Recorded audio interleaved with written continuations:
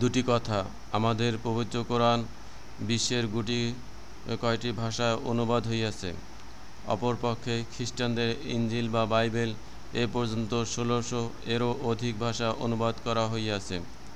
বিভিন্ন ভাষায় অনুদিত বাইবেল পড়িয়া আজ দলে দলে মানুষ খ্রিস্টান ধর্ম গ্রহণ করিতেছে। এই জন্য আজ সমগ্র বিশ্বে মুসলমানদের সংখ্যা অপেক্ষা খ্রিস্টানদের সংখ্যা বহুগুণ বৃদ্ধি হইয়া থাকে।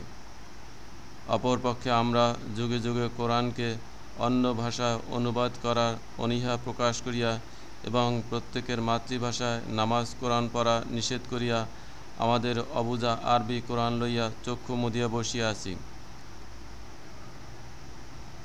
অতএব এদেশের স্কুল কলেজের ডিগ্রিধারী ও মাদ্রাসা টাইটেলধারীগণ জনগণকে নিজ নিজ মাতৃভাষায় কোরআন পড়িতে উৎসাহিত না করিলে আমাদের বর্তমান দুরবস্থার পরিবর্তন হইবে না।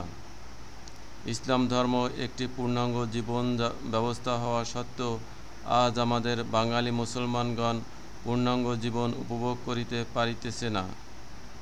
এই সুযোগে খ্রিস্টানগণ বাংলা ভাষায় বাইবেল প্রচার করিয়া দিন দিন আমাদের বহু জনগণকে খ্রিস্টান করিয়া লইতেছে।